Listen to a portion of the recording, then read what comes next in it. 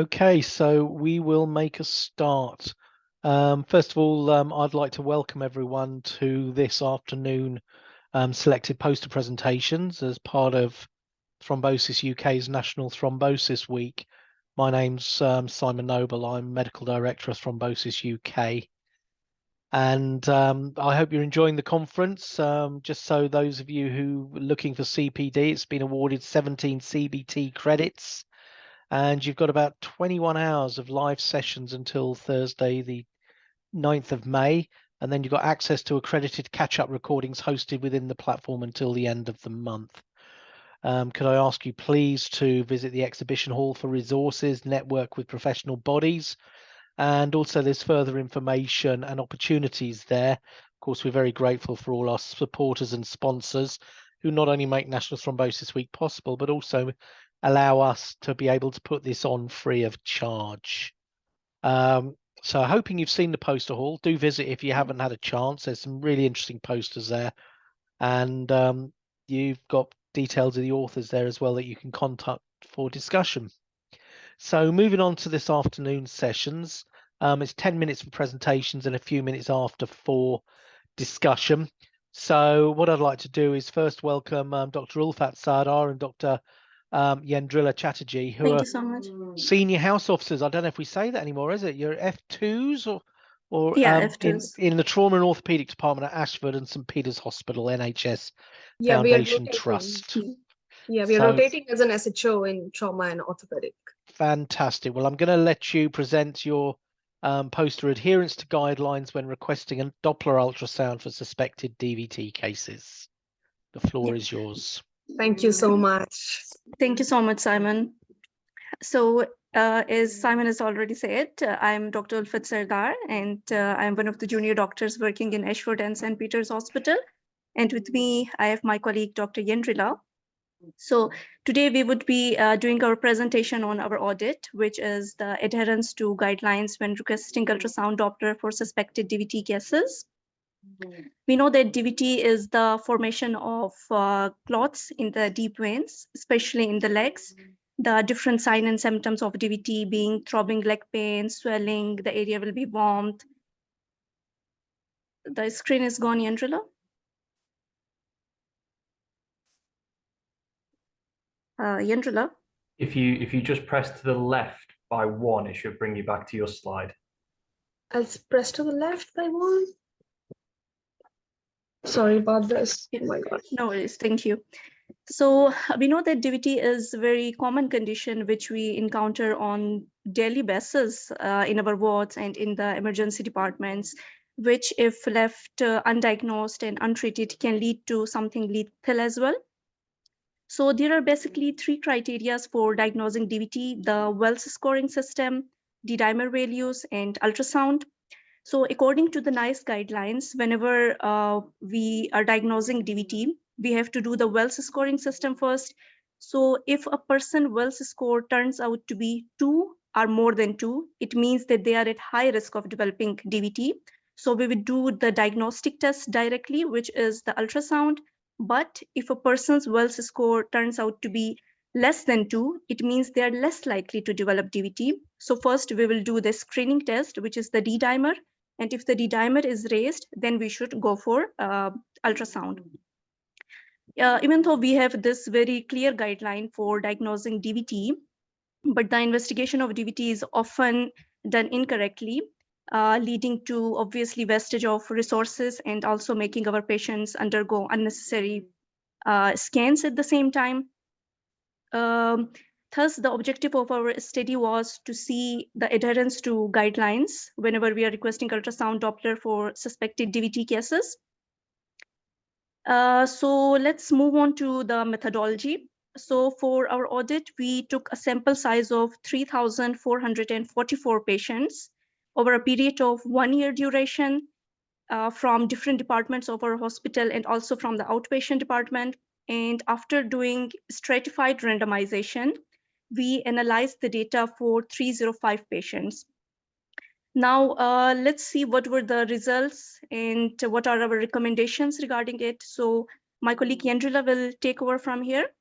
Yendrila, over to you, please. Thank you, Ulfat.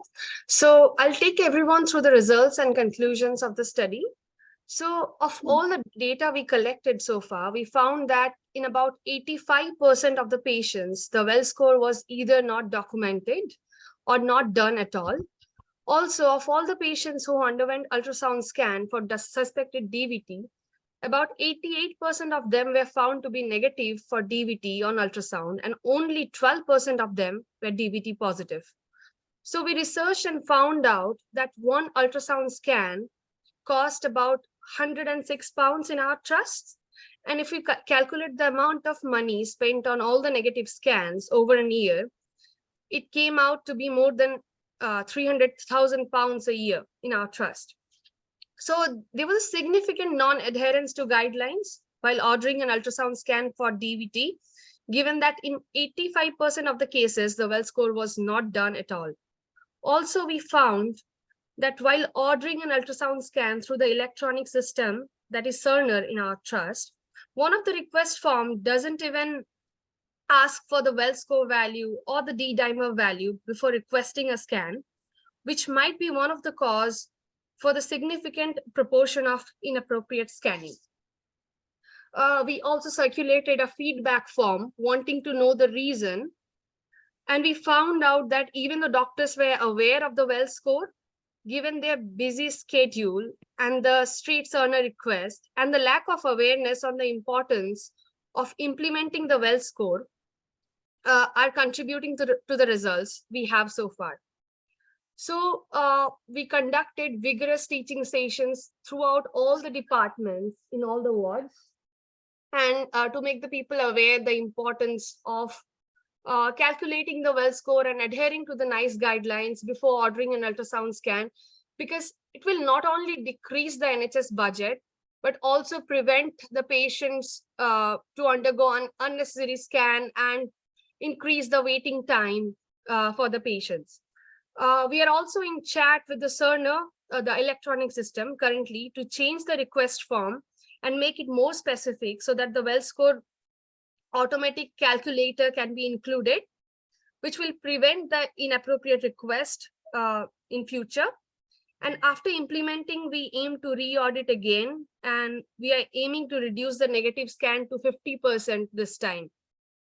So in short, in conclusion, if appropriate requests can be done at right time, then right patient will be scanned at right time, which will reduce the NHS budget, but also increase the patient satisfaction.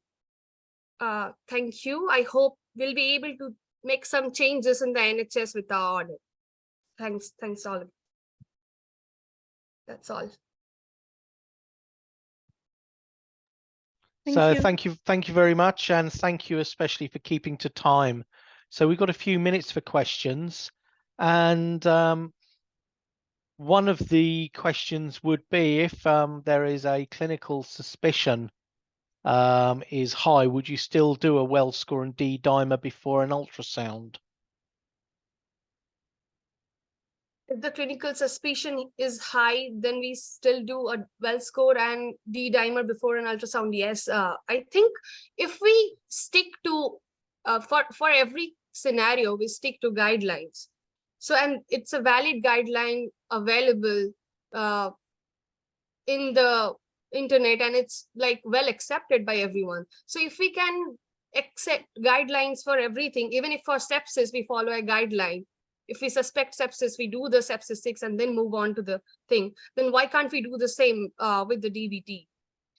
I think that's a good answer. And I think you've got to keep practice uniform. And I mean, you know, even Phil Wells, who described the Wells criteria, tells a lovely story as how the on-call radiographer refused to do a Doppler ultrasound on a patient because he hadn't done a Wells score, even though he's going, you know, I am effing Philip Wells and I invented it, and they still made him do one. I don't think it takes particularly long, and it standardizes practice. Exactly. And it takes just 5 minutes or probably less than that. Less than 5 minutes, yeah. Yeah. And I know we're all busy, but actually so are the people doing the Doppler ultrasounds. And by taking these on, these, you know, the ones that possibly don't need to be done, you're actually you are costing time as well, and these are scans that other people could be getting. So it's amazing that you look at something like this, that just a simple bit of work, you know, has got the potential to make a lot of difference.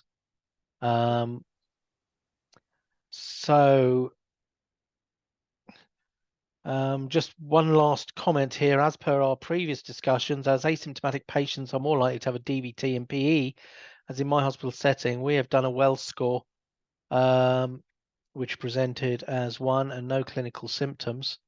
But I was advised, as I was just not sure of, hang on, so I was not sure after a week of surgery and he had a DVT, so how to overcome this? I think we're going to have specific questions each time. There's always going to be a case which is sort of, you know, the exception to the rule. But I think any of these guidance documents or any guidelines will help the majority of people, and there will always be exceptions to the rule. But if there's a very small exception, I think we still need to have what is best practice. Thank you very much to both of you for an excellent presentation, and and also thank you for taking an interest in thrombosis. One of the nicest things here is we're seeing a lot of doctors and healthcare professionals, at the beginning of their careers, and I just encourage you to continue to pursue these things. Make sure you do re-audit, and perhaps having whether or not the negative DVTs is what you want to be picking up on, or whether you want to look at actually just something easier, which is the well score is good practice being followed. Because actually having the well score documented does protect you as well. Anyway, thank you very much. We are now going to move on to our next speaker, which is Dr. Daniel Dinarvand and Andre Castillo from Ashford and St. Peters. Again, Ashford and St. Peters are rocking it. Oh, hang on, that's my timer. They're absolutely rocking it here.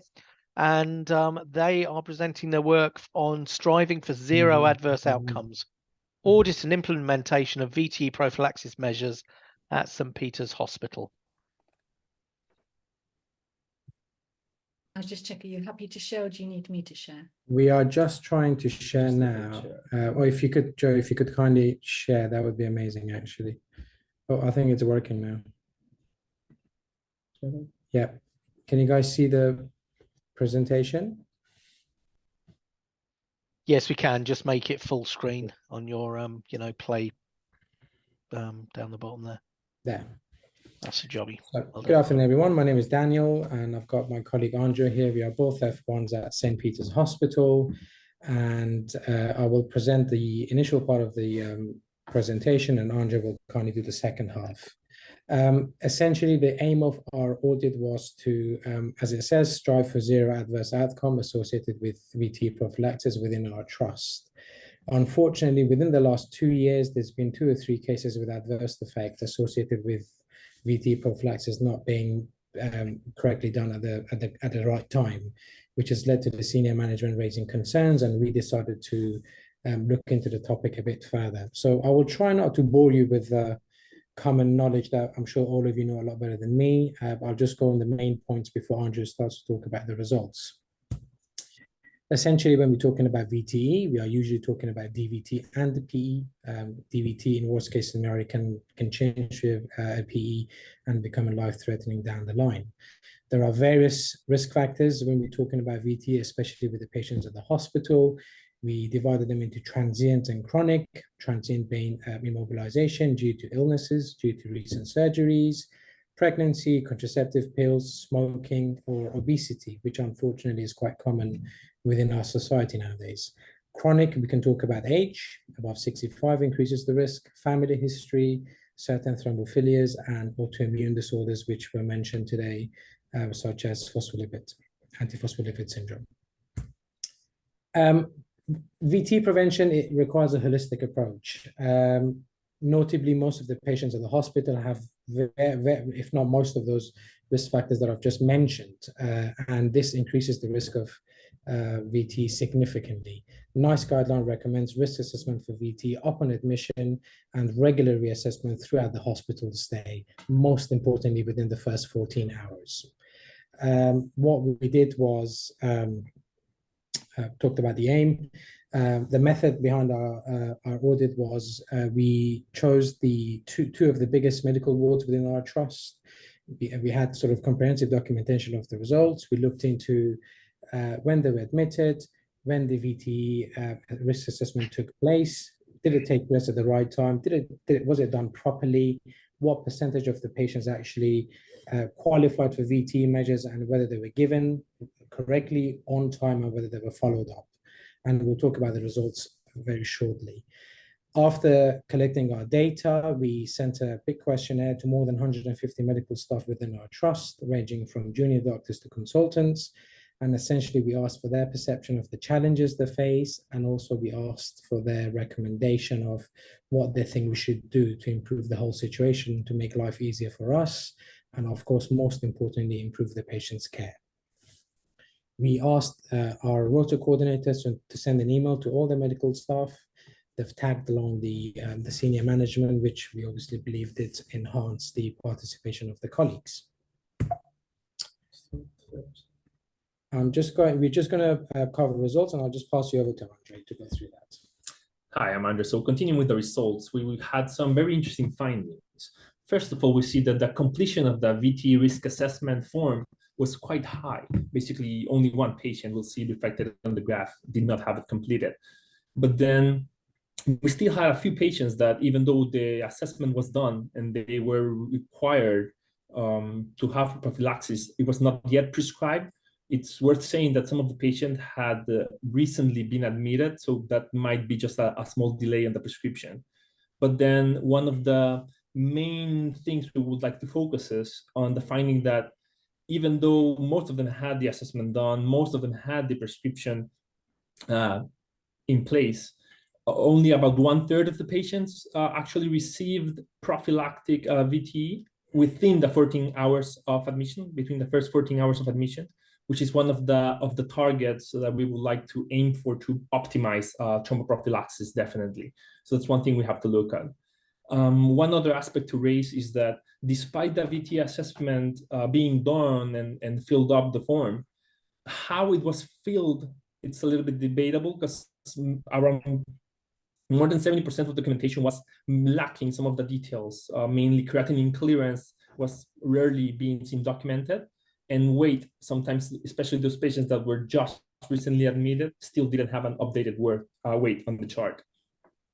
And then definitely the questionnaire revealed that there are challenges presenting to all the medical staff in complying with a proper VTE assessment and prescription of prophylaxis.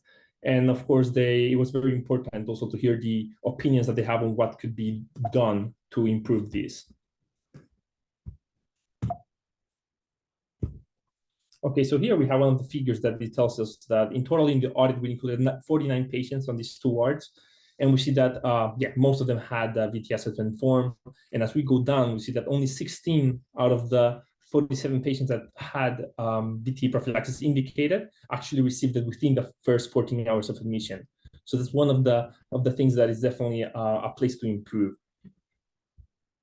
And then when we look at the challenges shared with our colleagues, we gave them a few options, and we also left some free text option for them to give us their own input. And we see that most of them had some concern with not being completely familiar with the patient's full history at the time that they had to do the VTE assessment form, and definitely the time constraints, especially in those busy medical take on calls, which of course we believe that once the medical staff is more familiarized and get more used to doing a more routinely assessment and routinely prescribing it, it will improve within the time constraints. And then with the recommendations that most people think that will be very helpful, we have here, of course, again, some of the answers. And documentation of the VTE prophylaxis as part of the plan was one of the main ones, because even though we kind of have it like as understood, most of the patients will have VTE prophylaxis and the assessment will be done, it was quite usual to find that it was not explicitly documented as part of the plan on the first contact with the patient. So sometimes if it was not documented there, it might be a little bit easier to get missed or just get delayed. So we think that aiming or just reassuring people that they must include it as part of the initial plan on the patient's documentation would actually improve compliance. And then with the conclusions in general, definitely this audit shows that there are some systemic issues with the VTE prevention, some issues that need to be addressed, and the challenges are quite clear. So definitely they need a multifaceted approach and a different set of interventions. There's not one single intervention that will completely fix or improve all the issues, but require multifaceted approach. And as we said, it's kind of urgent because even though we don't see that often that patients result in harm, one case would be too much. So if we can minimize this to absolute zero, that would be the most optimal outcome, of course. And definitely we are committed on implementing some of these recommendations, and we are in talk with some of the VTE teams within the hospital, the lead nurses, to target more population. We also did a presentation on the ground of the hospital just to get the message through to some more medical doctors and all the other people around. And we are committed also to re-auditing this project once the implementations have been taken in place. So some of the things that we plan to do as next steps, of course, displaying charts of VTE prophylaxis on these specific in the medical take wards and acute wards. Then staff training sessions, formation of VTE champions, just to ensure that in each ward we have some staff that is specialized on making sure that each patient has VTE or that the assessment was done, or just to raise the concern that it's not been done yet. Train nurses to include it as part of their care plan when they check for each patient, just to make sure it's done. And definitely something that's more a long-term plan will be some submissions of requests or ideas to the IT department to see how can we improve the online system, because there was some of the concerns raised by our colleagues was that the system was not so user-friendly on sometimes you do the assessment, but you are not redirected directly to prescribe the medication. So that's something that we can look at. And this is just a take-home message that we share with our in the ground round, just to make sure that the patients, especially we noticed that those patients admitted on the night were prescribed the thromboprophylaxis, but the system automatically prescribes it for 6 p.m. starting on the next day. So just by doing that, they will already not be compliant with the 14 hours. So we just try to reassure them that it's safe to prescribe a stat dose if patients are admitted between 6 and 12 in the morning. Thank you very much. Oh, there we go. Thank you. Good. So thank you both for an excellent presentation. And I'm delighted to see you're doing all this work. I'm a little bit shocked by the results, though. Absolutely. Do you think all of the reasons people gave were acceptable? Not so much acceptable, but I think some of them are quite realistic. For example, when it comes to the IT system, there are various glitches that we've actually found whilst we've been looking into this. And when we discussed them with our senior colleagues, such as the consultants, they all actually agreed. But the next step is for us to put the request to the IT, but we've been told that can take a very, very long time for it to actually reflect and for them to actually make any changes. So not acceptable by any means, but perhaps realistic is a better word. Certainly in our health board, we have an executive safety committee where, certain groups will be expected to report to them. How has this been kind of, fed back? How's this been fed back? You mentioned things like ground round. Has it actually gone through the kind of management hierarchy? So we did a ground round. Within the ground round, there was we had various consultants, especially one of the consultants was actually responsible for the actual ward. The clinical lead for acute medicine and clinical assessment unit was present in the ward in the ground round, which he also did some recommendation as to how we can approach it. Yeah. Okay, also, good. some hematology consultant was there, or he put us in contact with the lead nurse VTE prevention nurse from the trust, which we had a meeting with them just to discuss on how to move forward to improve VTE prophylaxis. Excellent. Well, that's really good work. And I do hope that you will kind of come back to us when you've got an update on this, because I think, we've got a year till next year's National Thrombosis Week, and perhaps we'll be able to see these 2 audit loops closed to see the the impact of the work you've done. So thank you both very much. Thank you for the opportunity. So what we'll now do is move on to our next speaker, who is Dr. Jack Pryce Lloyd. He's a foundation doctor at Sunderland Royal Hospital, and he's presenting prospective VTE prophylaxis assessment and reassessment audit in a university teaching hospital. So Jack, the floor is yours. Good afternoon. Can everyone hear me? Right, I'll just share my screen. A little bit zoomed in there. Can we all see that there? Wonderful. So yes, hello. My name is Dr. Jack Pryce Lloyd. I'm a F1 mixed between Sunderland Royal and South Tyneside Hospital up here in the northeast in Newcastle and Sunderland.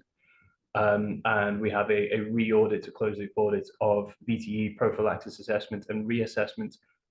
Specifically with this audit, this was focused on Sunderland Royals Hospital, with the South Tyneside team doing a parallel audit of the same parameters. So in terms of our information that we have here, we went as simple as possible. We wanted to focus exactly on what our aims were.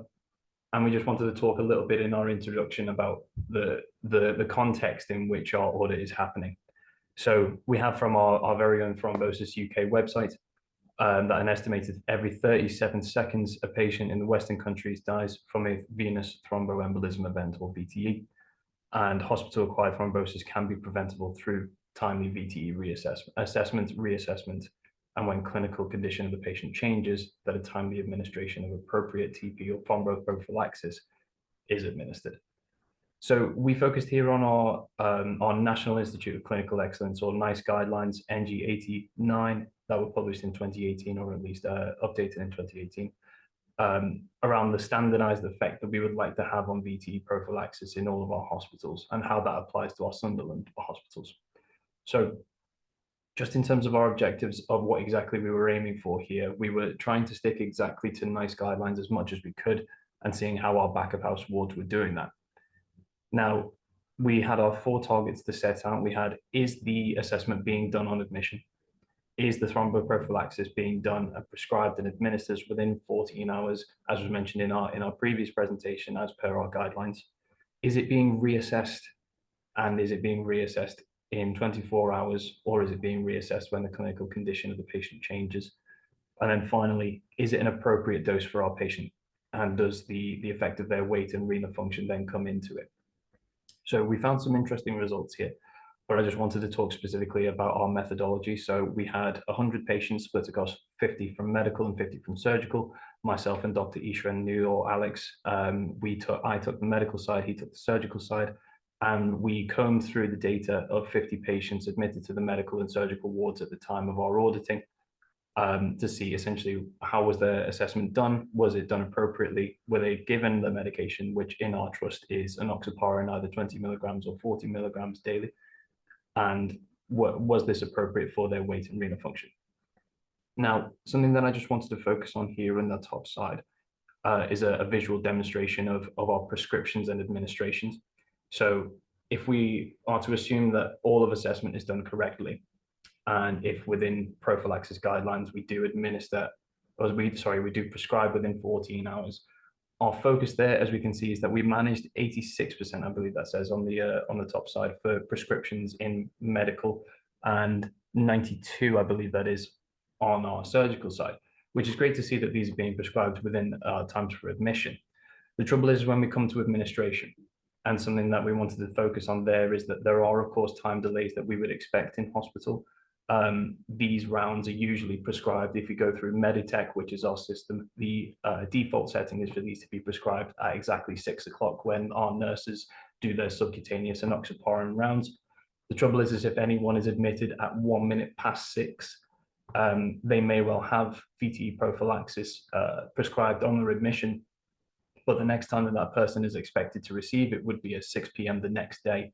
And that was something that we wanted to highlight as to why something might be seen outside of our 14-hour window. Now, the highlights from our results here. We were adhering to this at 100%, which is fantastic. Now, a small caveat to that is that as part of our inpatient document formation, it is a mandatory requirement for a VTE prophylaxis assessment to be done before an inpatient document can be made and before any other prescriptions can be made for that patient. So this becomes our kind of firewall, at least to make sure that this is being assessed. The trouble is then when we get to whether this is being done accurately, which wasn't within the scope of our audit here, but is something that was brought up by our consultants as to whether they thought that some people who are non-medical prescribers who were filling in inpatient documents, whether they would feel confident enough in accurately assessing someone's VTE assessment risk, and whether they would be able to, because they couldn't prescribe the enoxaparin that comes afterwards, perhaps they were unsure of the results that they were putting and may have even put contraindicated where that patient could have needed prophylaxis. So our second point there, on average, across medical and surgical wards, VTE prophylaxis was prescribed within our 14 hours at 84% of the trust, which is obviously a good result, but we want to reach 100% in that. An appropriate dose of anticoagulant was prescribed in 94% of patients across both surgical and medical wards, with outliers being due to renal function. Now, in the presentation that we delivered to our trust at the time on these VTE prophylaxis guidelines, where we spoke about the correct dose, we have within our trust are, of course, national guidelines where we look at both weight and renal function, as I'm sure everyone is aware from our NICE guidelines.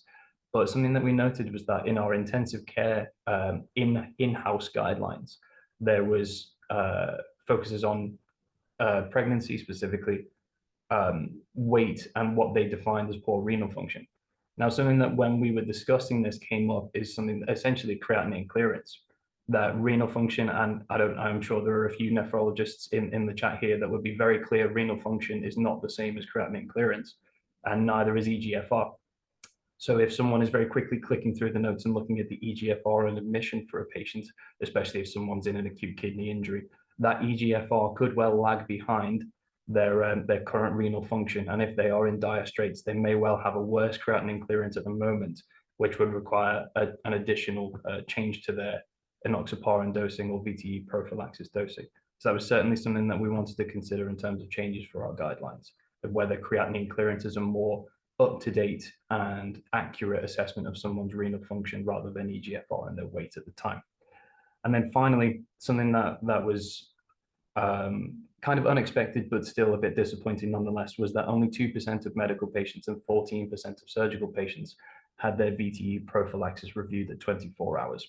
Now, this is that discrepancy obviously makes sense in terms of surgery. If they're being admitted for surgery, then their VTE prophylaxis and anticoagulation is something that's considered far more often on a surgical ward, where the implications are essentially whether to cut or not cut. And so we can see why that might be seen more, even if the person is for elective surgery or for emergency surgery. Now, that doesn't excuse the reason for it being so low, and something that we would certainly like to see in future, and something that was brought up by both the medics and the surgeons that were present when we were presenting this data to our team on our VTE prophylaxis day that we had, was how they would like to see these numbers drastically improve. We did want to give a bit of a shout out to the geriatrics wards. Actually, some very specific consultants are very keen on VTE prophylaxis and have it documented every single time that they see a patient, so it gets reviewed every day. But we want to see that more broadly applied. And then so for our conclusions, it is of course vital that VTE prophylaxis and thromboprophylaxis are done as accurately as possible for all patients. And with the results being as they are year on year, as you can see on the right-hand side of our screen there, we certainly have areas in which we would like to improve.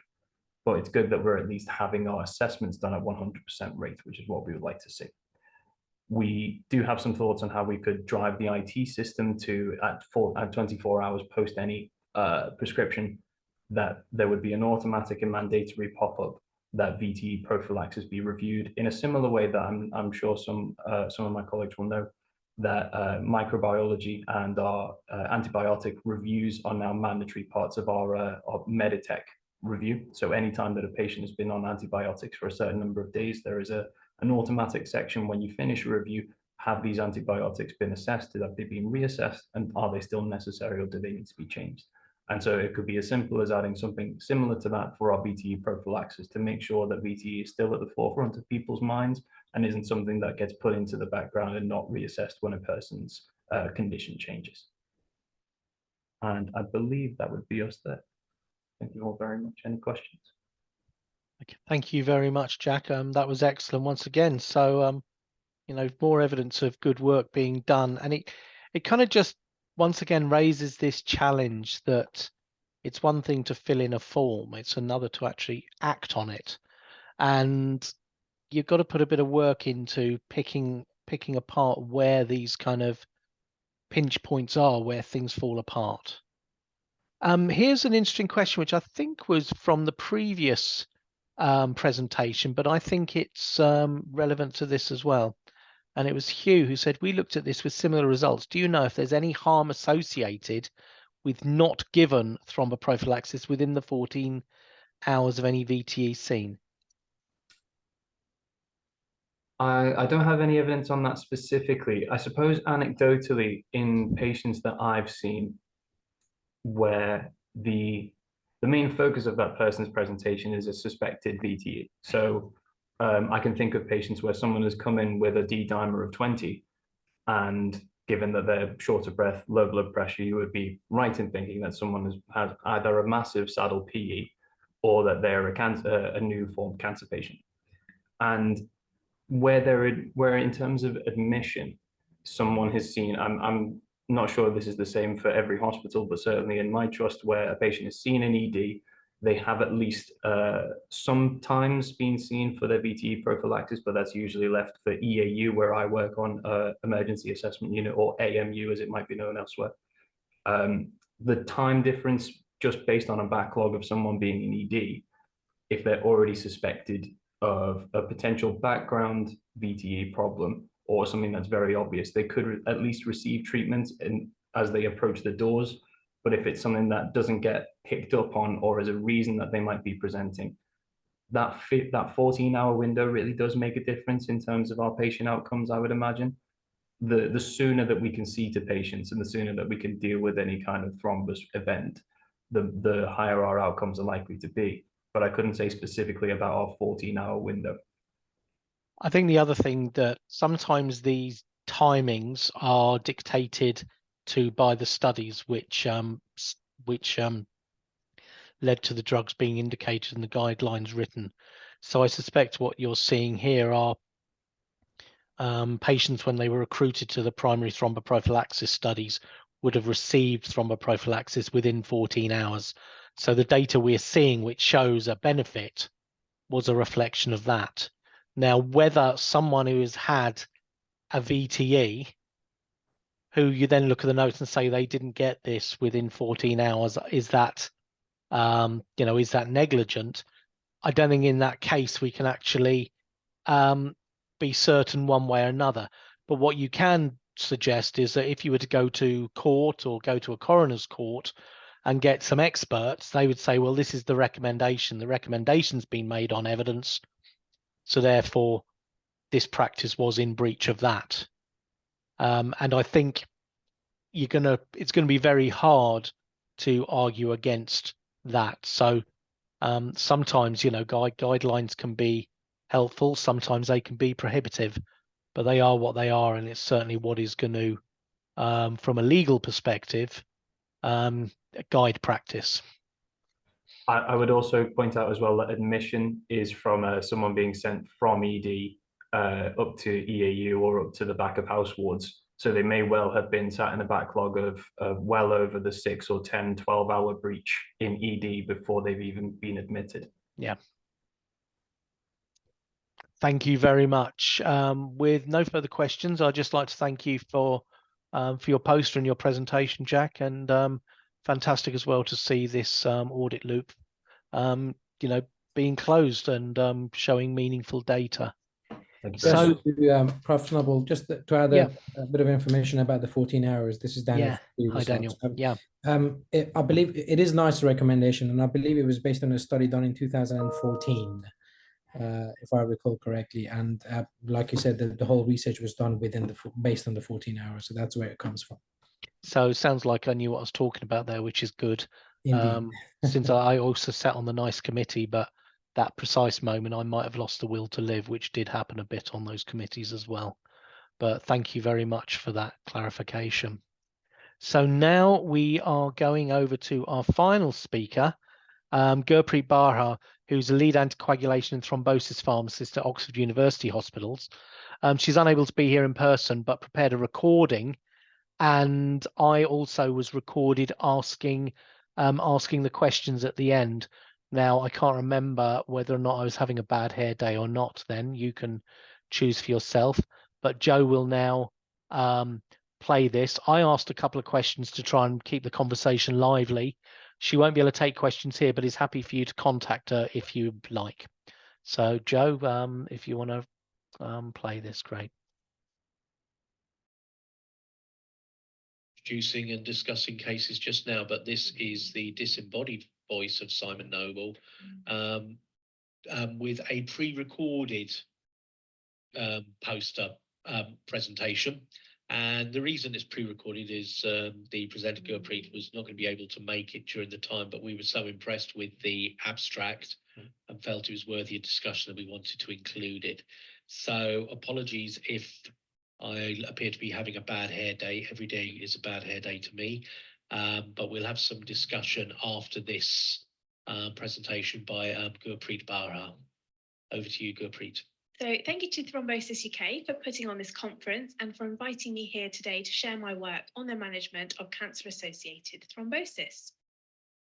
So in terms of a bit of background, cancer-associated thrombosis is a major cause of morbidity and mortality in patients with cancer, with 50% of patients experiencing a VTE event within the first 3 months of cancer diagnosis. This carries a significant psychological impact for the patient and adds worry and uncertainty on top of what is an already stressful time. Now, the management of cancer-associated thrombosis was previously managed by the hemostasis and thrombosis team here at Oxford University Hospitals. However, staffing capacity during the COVID-19 pandemic and our clinic capacities meant that the management of cancer-associated thrombosis was taken over by the oncology teams. So the aim of this piece of work is to assess how well CAT is being managed currently by the oncology team since this transition, and to identify any potential areas for improvement. So how did we do this? So a data set of all patients diagnosed with the VTE event via radiology report with a concomitant diagnosis of cancer was evaluated over a 3-month period between August and October 2022. Each patient's electronic medical record was assessed for the following. So the cancer type, the VTE event, whether they were on any systemic anti-cancer therapy, the anticoagulant started, the documented duration of anticoagulation, if a follow-up occurred, the frequency of advice sought from hematology, including themes of this advice, and finally, if patients remained on anticoagulation at the end of life. So a total of 44 patients with cancer-associated thrombosis were identified. And in terms of VTE type, we had 28 diagnosed with PE, 13 with DVT, and 3 with thrombosis at another site. In terms of treatment, 23 patients were on systemic anti-cancer therapy, 18 patients did not receive any treatment, 2 were on radiotherapy, and 1 under surveillance. Now, looking at the anticoagulant that was started, we can see that 23 patients were started on dalteparin, 18 on apixaban, and 3 were not started on any treatment. Now, looking at the dalteparin a little bit more specifically, 7 of these prescriptions were dose reduced appropriately after 1 month, 3 were not dose reduced, 7 were switched to DOACs in this time, 1 was on a specific dosing regime as per hematology, 2 had passed away, and for 3, it was unclear what dose of dalteparin they were on. Now, the duration was specified for 17 patients, and follow-up occurred for 19 patients. And by follow-up, I mean some kind of thrombosis follow-up. Now, advice from hematology was sought on 32 occasions, and the themes of this advice were things such as anticoagulation, management in the context of bleeding, anticoagulation advice around surgery, and what to do in the case of treatment failure. 13 patients from this cohort had died, and 2 out of these 13 were on anticoagulation at the end of life. So from this first phase of data collection, it's clear that dalteparin is the most commonly prescribed anticoagulant. And it's clear that there are inconsistencies around the duration of anticoagulation and the documentation of this, as well as the follow-up that occurs for patients. This then went on to raise the question of what actually constitutes a follow-up, and were physicians aware of the things that need to be discussed with the patient for a thrombosis follow-up? So things such as, does the anticoagulant of choice still continue to be appropriate? Does it require a switch to an alternative? Is the dose still appropriate? Has it changed in view of reduction in weight or based on biochemistry results? Are they experiencing any bleeding or bruising? Has compliance been explored? And has the patient had any opportunity to raise any concerns or queries? Now, in terms of follow-up, we had marked this as, or we had considered a follow-up if a patient had a documented discussion about anticoagulation in their clinic letter. If anticoagulation was purely just mentioned with no further information, then this was not deemed to be a follow-up. So the second phase of this piece of work involved assessing physicians' experience in managing CAT, which I think is really crucial to understanding what support is needed from the oncology team, or for the oncology teams from us, and also to understand where any improvements can be made. So a survey was created, peer-reviewed and circulated to 74 oncology and palliative care physicians, and a total of 31 responses were received. And it was quick and easy for them to complete, taking just over 3 minutes per survey. Now, the overarching themes identified from this survey can be grouped together in terms of confidence, knowledge, resource, and support. So if we start with confidence, so only 32% of clinicians felt confident in managing cancer-associated thrombosis, and 50% of clinicians felt confident in determining the duration of anticoagulation. Looking at knowledge, 32% of clinicians felt knowledgeable about DOACs for cancer-associated thrombosis, and 55% of clinicians felt they had a specific knowledge gap. Looking at resource, 35% of clinicians felt they did not have access to specific or sufficient information on the management of CAT, and overall, 97% of clinicians felt that the management of CAT may benefit from an MDT approach. Now, if we go into a little bit more detail to look at these knowledge gaps specifically and see what things came out as needing a bit more information or knowledge about. So specifically things such as switching between anticoagulants, so from one anticoagulant to another, how to define duration of therapy, and particularly in different settings or scenarios, how to manage that balance of bleeding versus clotting, the use of DOAC over low molecular weight heparin in particular scenarios, particularly in brain metastases or in GI tract malignancies, a little bit about bridging, and then finally, and more generally, a little bit about the complexity of managing patients with cancer over a long cancer illness or journey, and all those different factors and changing parameters. In terms of additional resources suggested, it was suggested that a guideline on the management of CAT would be very beneficial, and easy access to this guideline or other protocols to include things such as treatment options, information about the monitoring process, about the duration, and also managing VTE in very particular scenarios such as thrombocytopenia. And also there was a suggestion of having an MDT review for particularly complex patients.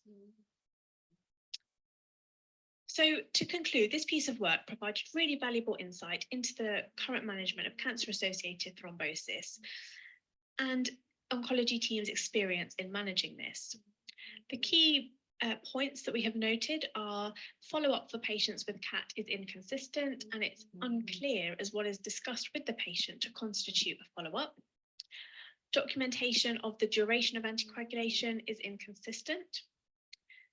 A total of 31 responses were received to the CAT survey, and it highlighted knowledge and confidence gaps in managing CAT by physicians. The majority of physicians feel that an MDT approach could benefit the management of patients with CAT.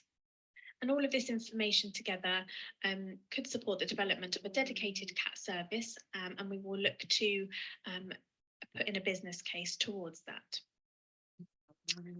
So if we look at what work have we done so far and what are our next steps? So we're quite keen on empowering patients in the decision-making process and also to equip them with the knowledge that they need. So patient information material has been prepared on cancer-associated thrombosis, and that has been developed and approved for local use here at OUH.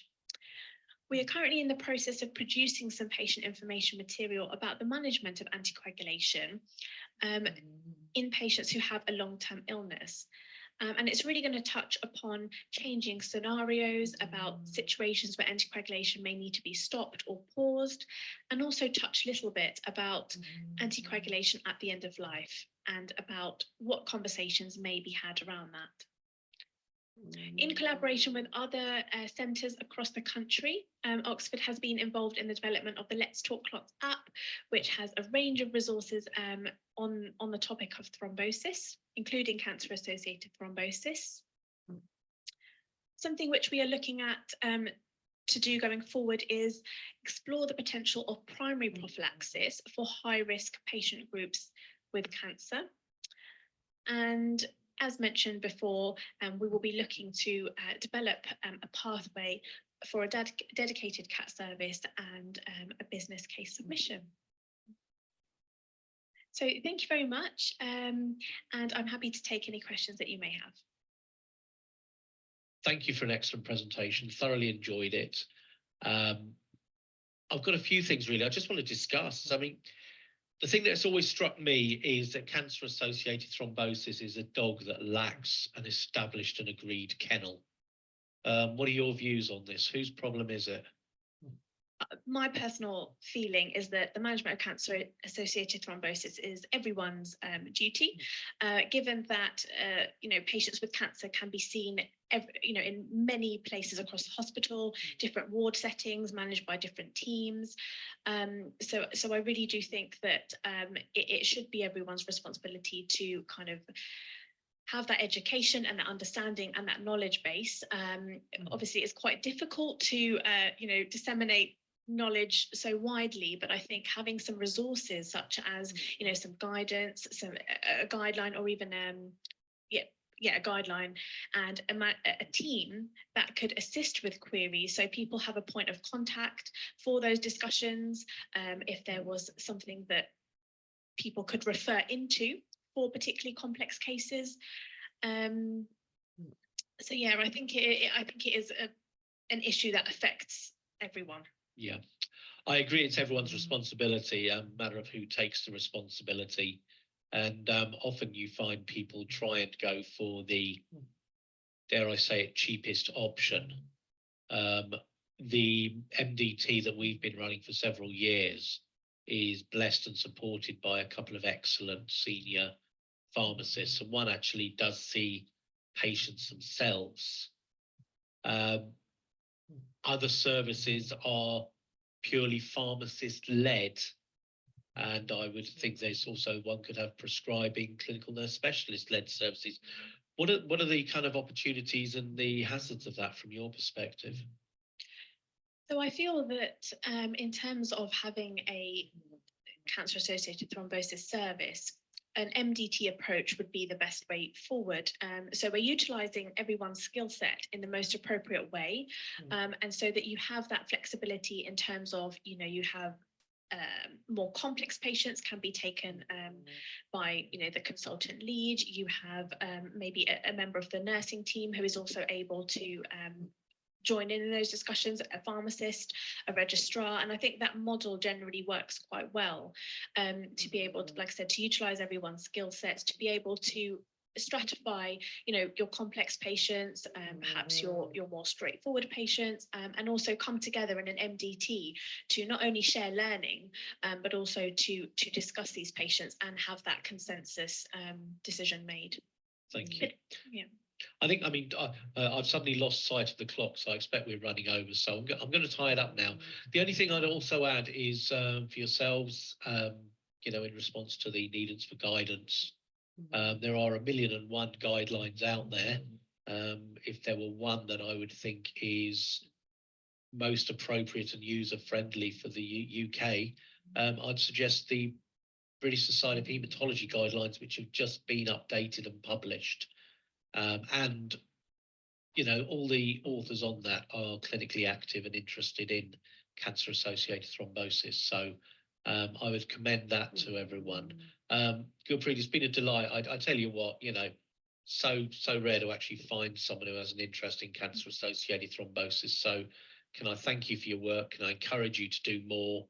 And congratulations on an excellent presentation.